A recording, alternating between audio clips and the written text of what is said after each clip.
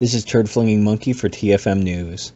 I'm going to be responding to an article from the Washington Post by Petula Dvorak called Frigid Offices, Freezing Women, Oblivious Men, and Air Conditioning Investigation. This is so stupid. It's so stupid. If this wasn't in the Washington Post, I would swear this is like some Onion article. Let me just summarize. So the author interviews a bunch of different women complaining about how cold their offices are. Talking about they're freezing, they have to wear sweaters, their hands are cold, they're so frigid. It's like, oh my gosh, this is terrible. And meanwhile, she compares that to how the men don't complain. The men aren't complaining about how cold the office is. In fact, they're comfortable. It's only the women that are complaining. So the women are wearing, and because this is summer, of course, they're wearing their cute little summer outfits. The most telling sentence is, quote, "I found a trio, 2 women, shoulders bare, and a man in handsome navy twill pants and a smart checkered button-down shirt eating lunch together. They all work together at a company that deals with international education issues. How's the weather inside while they're working on educating the globe?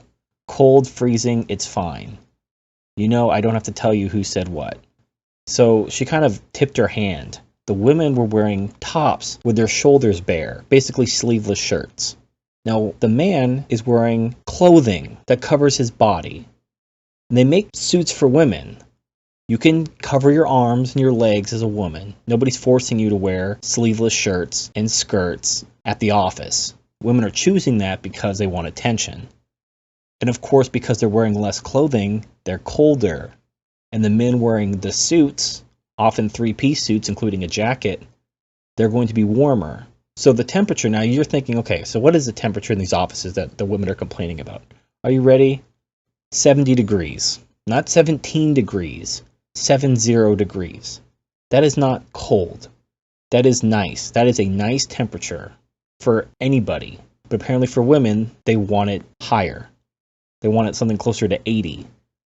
The men wearing the suits, the men doing the work, they have to change their wardrobe so the women can wear the clothes they want.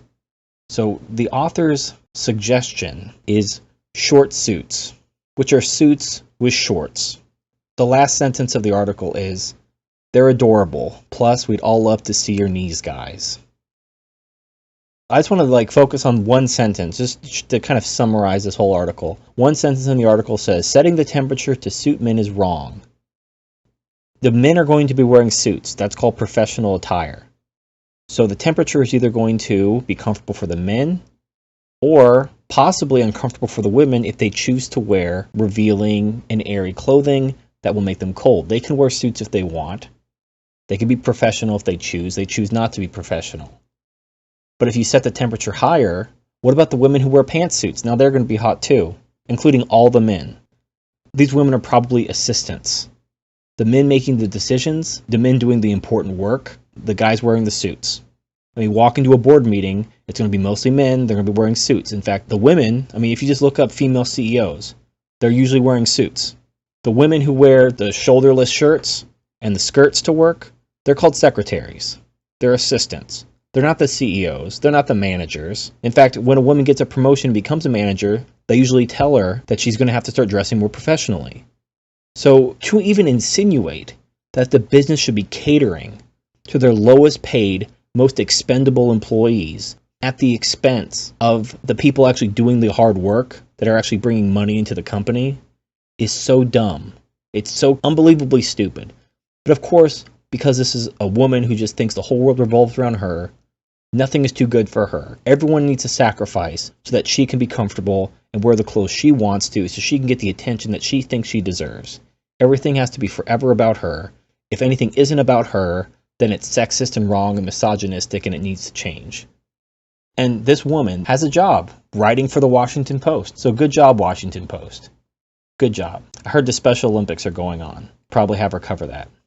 At the bottom of the page, it actually gives a short bio of the author. And she is, what you would expect. She's your typical feminist, big, thick glasses, fat.